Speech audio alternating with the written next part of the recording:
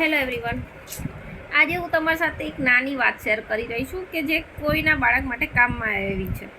હવે આજે હું ગઈ હતી ને BM institute of mental health સેન્ટરમાં. હવે ત્યાં અમારે આજે એપોઇન્ટમેન્ટ હતી કે ત્યાંના બાળકો કઈ રીતે સ્ટડી કરે છે, ત્યાં શું મેન્ટલી જે પ્રોબ્લેમવાળા વ્યક્તિ છે તે કઈ રીતનું જીવન જીવે છે, ત્યાં બધું શીખવા મળે છે આપણાને. હવે ત્યાંની આજે અમારી એપોઇન્ટમેન્ટ હતી, પણ હું જે એ લોકોને જોઈને આવી છું ને તો આજે એકદમ હું ખુશ થઈ ગઈ છું કે જે મેન્ટલી ડિસ્ટર્બ પેશન્ટ હોય ને ત્યાં તે જીવી શકે છે સારી રીતે. ખાસ કરીને નાના બાળકો, ત્યાં એ લોકો માટે છે ને સ્કૂલ રાખવામાં આવી છે, પ્રાઇમરી, સેકન્ડરી.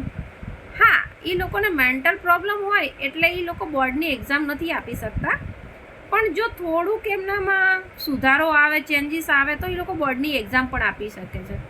અને જો એ લોકોને બોર્ડની એક્ઝામ ના આપવામાં આવે તો સામે જ એક બીજું સેન્ટર છે, એ જ ઇન્સ્ટિટ્યૂટનું છે કે તેની અંદર છે ને એ લોકોને વર્કશોપ આપવામાં આવે છે. વર્કશોપ એટલે કે ત્યાં તેમને નવી નવી સ્કિલ શીખડાવવામાં આવે છે, જેમ કે ફાઇલ બનાવવી, પોકેટ બનાવવું, ફ્લાવર્સ બનાવવા, દિવાળી આવે તો કોડિયા બનાવવા, રક્ષાબંધનમાં રાખડી બંધાવી, આ બધી વસ્તુ શીખડાવવામાં આવે છે. અને આ બધી વસ્તુનું સ્કિલ પ્લસ નોલેજની સ્કિલ્સ આપવામાં આવે છે. અને જો આ વ્યક્તિ થોડુંક બી પ્રોપર થાય ને તો એ લોકોને ત્યાં જોબ આપવામાં આવે છે, અને એ લોકો જોબ પણ કરી શકે છે, એ લોકોને સેલરી પણ આપે છે અને સારી જિંદગી જીવી શકે છે, જે નોર્મલી વ્યક્તિ અહીંયા જીવી નથી શકતું. માતા પિતા શરમ અનુભવે છે કે ભાઈ મારા બાળકને આ પ્રોબ્લેમ છે, આ છે, એટલે માતા પિતા બહાર નથી નીકળતા, કાં તો પછી વોટ એવર ઘરમાં રાખે, ઘરમાં જ બધું એમને પ્રેમ નહીં આપે. પણ બાળકની દુનિયા નથી, એની દુનિયા ત્યાં છે. ત્યાં ઘણા બધા બાળકો એના જેવા છે, ત્યાં બધા વર્કશોપ છે, ઘણું બધું છે એવું કે એ લોકો સારી રીતે આમ મસ્તીથી જીવી શકે એવું છે. હવે ત્યાં શું થાય છે ખબર છે કે ત્યાં ફિઝિયોથેરાપિસ્ટ છે કે કોઈનો એક્સિડન્ટ થયો હોય ત્યાં તેમને ફિઝિયોથેરાપી આપવામાં આવે છે, જેથી કરીને તેમને સ્ટેબલ થઈ શકે. હવે સ્ટેબલ થઈ જાય પછી એક્સિડન્ટ ના થયો હોય એના સિવાય બી મેન્ટલી રિગાર્ડિંગ પેશન્ટ હોય કે જેના proper sensory system proper work નથી કરતી, એ લોકોની વાત કરું છું. એ લોકોને થોડી પ્રોબ્લેમ હોય છે, ADTH. હવે એના વિશે હું તમને માહિતી આપું કે એ શું છે.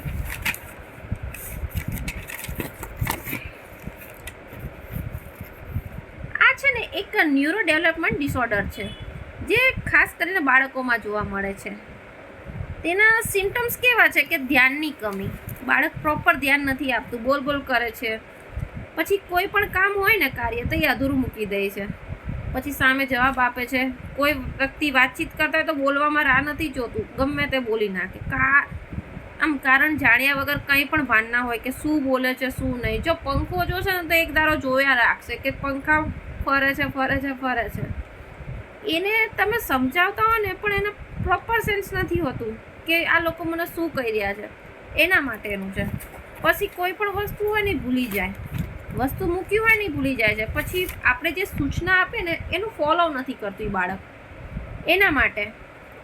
અને વધારે ચંચળતા એટલે હાઇપર અગ્રેસિવ, પછી સતત હલનચલન કર્યા રાખે, એક જગ્યાએ કમ્ફર્ટેબલ તો કંઈ બેસે નહીં, ચાલ્યા જ રાખે, કાં તો રમ્યા રાખે, આ કરે પણ આરામ ના કરે એવું બાળક, વધારે પડતું બોલવાવાળું બાળક. હવે આમાં છે ને પાછું કેવું છે ખબર છે, આ કઈ રીતે થાય છે.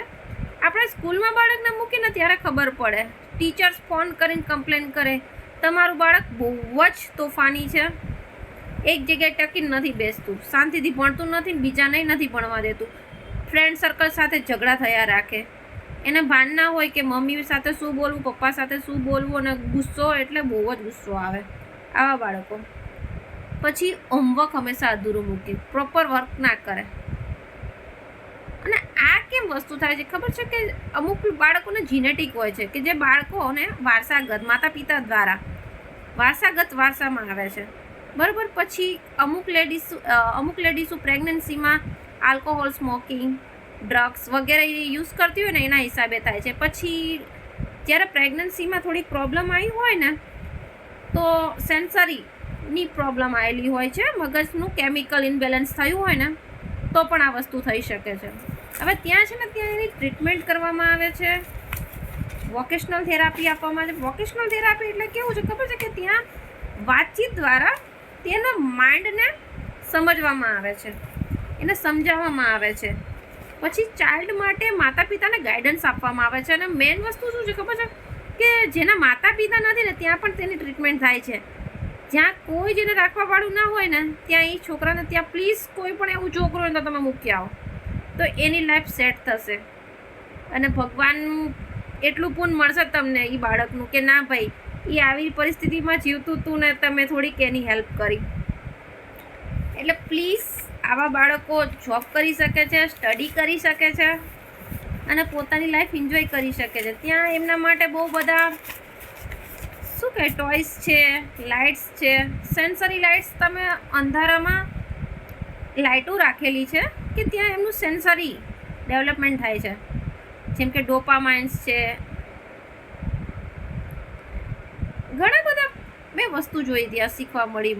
મને ખુદને એમ થયું કે સાલું આપણામાં આટલી બુદ્ધિ છે, ભગવાને હાથ પગ બધું આપ્યું છે, પણ આપણે આ વસ્તુ નથી કરી શકતા. એ લોકો બહુ મસ્ત વસ્તુ બતાવી છે એમના ફોટા કે ભાઈ એ લોકો શું શું બનાવે છે. ફાઇલું છે, કોડિયા છે, તોરણ છે, ખુરચી છે. એટલે હું તમને બધા ફોટા બી શેર કરું છું, તમે લોકો જોજો. અને કોઈ પણ તમને એવું લાગે કે બાળક છે આવું ક્યાંય પણ, તો પ્લીઝ આ વ્યક્તિને બધાને શેર કરજો અને એ બાળક થ્રુ પહોંચતું કરજો, જેથી કરીને એનું ભવિષ્ય બને. અને ત્યાં ફ્રી ઓફ ચાર્જ છે, કોઈ ચાર્જ લેતા નથી. તો ત્યાં જઈને તેની ટ્રીટમેન્ટ કરાવો, તેને ત્યાં સ્ટડી કરાવો. માતા પિતાને ત્યાં રહેવાની જરૂર નથી, એટલે આરામથી તમારું બાળક ત્યાં રહી શકશે, ખાઈ પી શકશે, બધું જ ફ્રીમાં છે. એટલે પ્લીઝ આટલી હેલ્પ કરજો જો કોઈની થતી હોય તો.